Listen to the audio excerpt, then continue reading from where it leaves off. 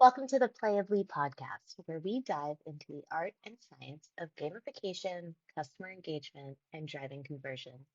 Whether you're an e-commerce brand, a marketing innovator, or just curious about the future of interactive experiences, you're in the right place. At PlayAbly, we specialize in turning passive audiences into active customers through shoppable games and playable experiences that transform how brands connect with their customers. Thanks for listening. Yeah. And we're back with the PlayAbly Podcast. Today, we are talking about the NRF conference. It was last week. It attracted over 6,200 brands from all over the globe, bringing together retailers, industry experts, solution providers, and of course, PlayAbly. We had 3 of our members there in New York City, and we are here to talk about what they learned. Welcome, guys. Thanks, Kajal. Thanks for having us. You saying 6,000? We could have talked to more brands. I know. I heard it was nonstop talking, so I don't know that you could actually have been in any more brands to talk to. Well, at least one of the things that was awesome is there were so many people from so many different places in the world. So at least a portion of them, I literally couldn't speak to them. Though we tried. There was a Turkish country and we were like, oh, I've been to Istanbul. We were talking to everyone, trying our best. Well, now we know we need our Portuguese next year. Oh yeah, the Brazilians. We should have had Gabby there. Love the Brazilians. I mean, this morning, my first meeting was most of my team is Brazilian. And it's freezing cold where I am. And it was really cold with the Javits Center. And they were like, oh, if only you were in Brazil. I was like, oh, if only. So speaking of NRF, let's start off with what you guys were doing there. What role did each of you play at the conference? I think Seema should start with that one because she is the star of every conference we go to. That's not true. I do wear really big shoes, bright shoes, and I will talk to anybody at all. So I would say that I was the front person. So I was drawing them in, making eye contact, even when many people did not want to, finding connections with people. I think the biggest thing that we wanted to do was showcase our excitement for the product, right? There's the one thing that's pretty funny for me who doesn't come from retail and comes from gaming. And in fact, all of us in this room are in the same way. I've never bought a scanner. I don't need to scan anything. So to watch all of these products that were so similar, and they often put them together. So you need to walk through and it was like microchip. And then it was us, gaming. You kept walking by what do you do? And we'd say, games. Which was fun. So I think getting the excitement up was a huge part of it. What else? Well, I thought the size and scale of the conference was beyond anything I've been to. And I've been to CES, I've been to all the game conferences. I mean, people were saying they walk 6 or 7 miles a day just from walking the show floor, right? And initially when we got there, Seema and I were there and I had the chance to kind of walk around a little bit and I was like, oh my God, this thing is crazy. Across from us was a cabinet company of some sort. Next to us was a crypto company. And I'm just like, we're going to get lost in this sea of craziness. But the flip side actually was a really bright spot in that everyone that we talked to really wanted to talk to us, right? And so people made the effort to go through 7 miles to find exactly where we were. And Seema and Angela were having constant discussions of people coming to the booth, and everyone around us was like, wow, how were you guys so busy? I think, just objectively, we were the only real gamification solution there with actual game design, with actual thought about the customer experience.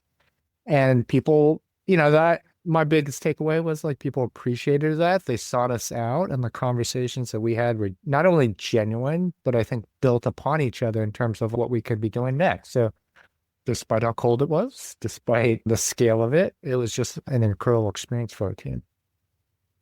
And it was the first conference that we had demos, right? Really good game demos. Yeah, it was the first conference that we had demos. And then thank you, Seema, for bringing Kadar's iPad. I hope she wasn't so sad she didn't get to go on TikTok on her iPad. So the first time that we had iPads and we had demos, which was really fun.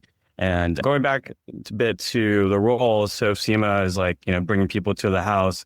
John was the one that built the house because I had mistakenly thought that we had a turnkey booth. When you got there, what did we have? A paper sign? Put a little A paper very sign. sad paper sign. Said to me, the guy next to us said to me, "Who's the guy who went to get the signs because we printed them out?" I was like, "Our CEO." Yes, running across Manhattan is not something I've done since I was an analyst in banking. So it brought back some nice memories. At least I wasn't in Oxford shoes and a tie. And I will say that it highlighted for like our booth people, because one of the things we did find is a lot of people who wanted to work with us. We're like, we're cool. We didn't like crack. We were like, okay, this is what we do now. We just bounced with it. And I think especially the people right near us, they were like, look at how great your team is. I was like, we are. Yes, we solve problems and we get shit done. I think the nice thing that's come up, so we've started the follow-up meetings. And in the first follow-up meeting we had, the client that we spoke with said that our booth was his most memorable experience. I mean, obviously we're very memorable people, but he said his vendors that he spoke to, he had the most fun chatting with us, which goes to show that I think, this is our third conference. We finally have, each time we're getting better. Next time, College is going to take a first step and make sure that there is proper signage and actual infrastructure at the booth. But we're getting better each time. And it's also, we're having a lot of fun building the product. And thankfully, they let me sleep in. Grateful for you, John and Seema, for putting the booth together so I could get my beauty sleep so that I could also talk to everyone and ask them if they wanted a shoppable game. But also, you're bringing up something else. One thing that's really great is we really enjoy doing the work we're doing. I talked to the people, and I won't say what product it is because I don't want to out them, but I've talked to a lot of the people at the booths, and I was like, what do you do? And they were like, I'm a salesperson. Okay. But like, what are you selling? Like, I'm trying to it was like before, it's before it got real busy. And I really wanted to get like something from there, but they had like a thing that I wanted to consume, like a candy or water or something. So I was just like being sort of friendly, and they're like, I just sell stuff. And I do think we are different than a lot of the people who were there because we really do believe in it. So John would try to be like, no, she is the person who does the games. Like, yeah, what do you do? Or, they would say like something about data. And I'd be like, actually, I don't know anything about numbers, but Angelo does that. And we could answer things. And it was important to note that we didn't have any giveaways or things to draw people into the booth. No snacks, no water, no candy, no Brad. Still be the most memorable. I love that. No Kit Kats. I know there was a moment where John was going to get the things and we had no Kit Kats. And I thought, oh, I don't have a table. I don't have a chair. we have games. Actually, that was, that is true. That I think actually when that happened, I had all of the games on my phone, through the arcade. And so, I mean, I was sort of thinking like, maybe people don't want to touch my phone. Everyone took my phone and just played. I was like, but we actually have a thing, and a thing that's so clearly for that brand versus some of the other people who are giving you a bag that doesn't mean anything to your brand. So we talked a lot about personalization and gamification on this podcast, obviously, because we are PlayAbly. I'd love to know, did NRF showcase any like fresh approaches that resonated with you? Did you get any new ideas from talking to people? I know we talked to prospective clients as well as partners. I mean, one idea that we had was we definitely need to put a leaderboard up of the people who come to our booth and play our games, because they would get into it, right? And they're playing out, and I could see a world in which they're going to come back later in the day to move up the leaderboard. And the dynamic was so natural, right? It was like as soon as they were shown the game, they would dive in, they would start playing it. And for me, it was just like, wow, I could imagine what consumers are doing that in their own homes when they're playing the games of our brand. So I think that idea of gamification of our own booth, but even more so, I found at like a lot of the social events, often you'd end up talking to other vendors. But, this idea of like building a team and building a community of like-minded vendors, complementary vendors, there's a lot of, we saw it in gaming as well, but a lot of teamwork among the vendor community, which I think is really positive, really speaks to the quality of the people that are there. But it was, for the most part, 99.9% of the people there were awesome. One, maybe not so much. Just one, but we know who they are.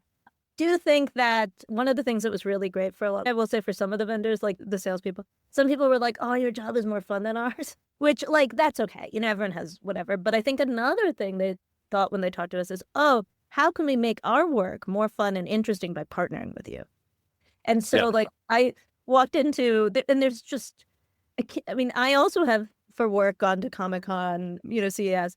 The one thing that is a little hard about this conference is like, particularly Comic-Con, there's so many fun things to look at. Even if it all kind of has similarities, you feel excited. Here, there's a lot of kind of the same thing. You know, like unless you're literally looking for a digital sign, this whole aisle of digital signs isn't a huge big deal for you. But I walked by somebody and I was saying, oh, do you ever like, you have like a, like kind of a thing that could be a leaderboard. Do you have a game? And they said, no, I always dreamed of it. And I was like, oh my gosh, I'm a game designer. Like, you always dreamed it? You dreamed of me? And he was so excited. And he was like, what could you do to this? And I was like, well, whatever you would want. Like, you're just the hardware, right? And he said, I said, well, we could do whatever. We could turn this into Candy Crush, which is one of my faves. And he was like, you can? I was like, yeah. But that kind of synergy, it was really wonderful because I think in the past, before we had product, it was hard to show what we did. So that was a great experience here. Yeah, I guess one big insight that I got from the conference is that compared to ShopTalk, which is our previous one, ShopTalk tends to draw a lot more e-commerce heavy crowd. And this is NRF's National Retail Federation. So there's a lot of retail brands, including supermarkets.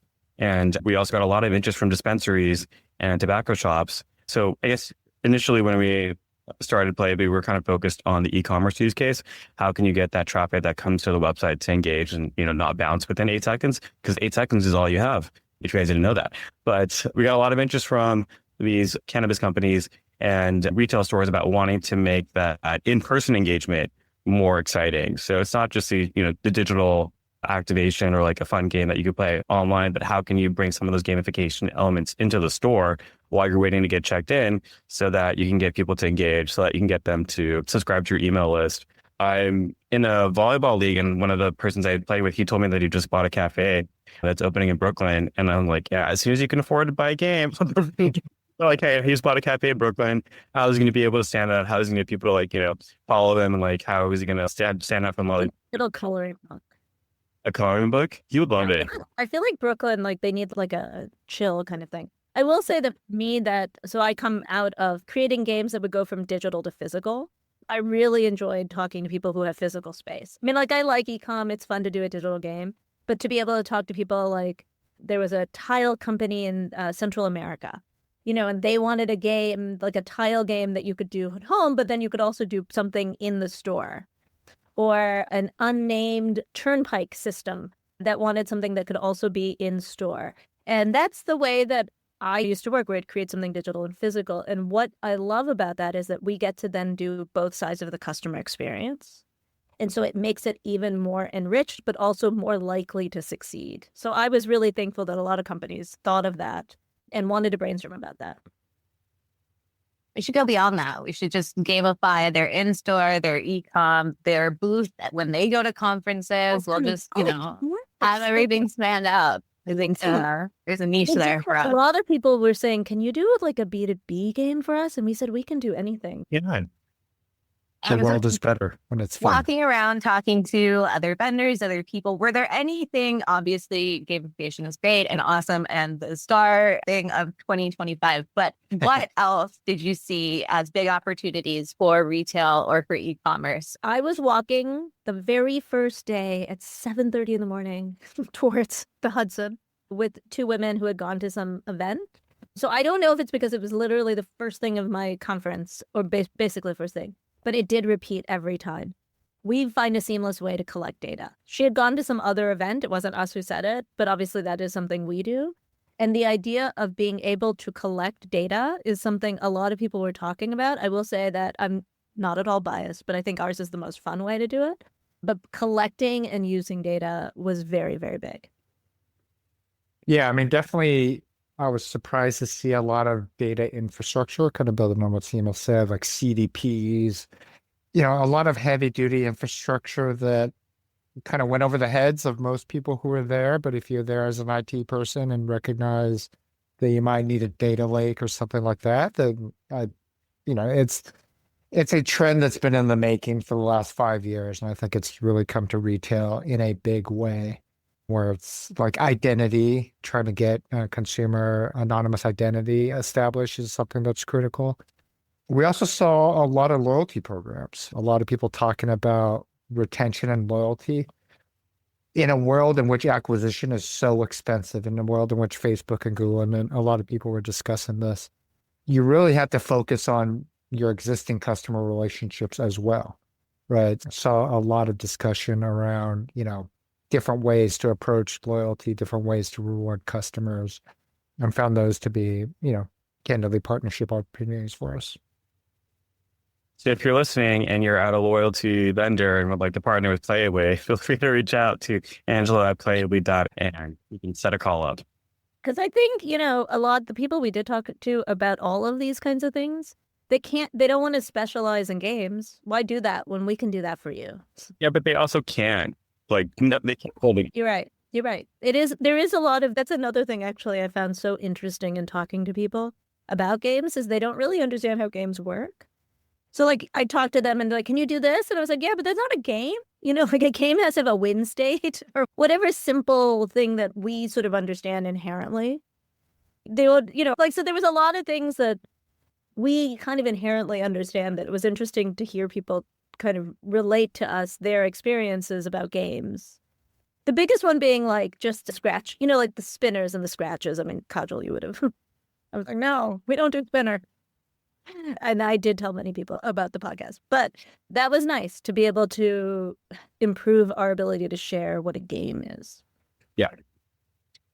And I think we didn't really know about it ahead of time. We found out pretty late in the game, but being part of the startup booth section, we were entered into a meeting pool where we could meet with different VCs that we matched up with. And I think we had a couple of meetings there that John took. How was that for you, John? Was that helpful? Did you find that it was, good to have those connections? Was it good use of your time?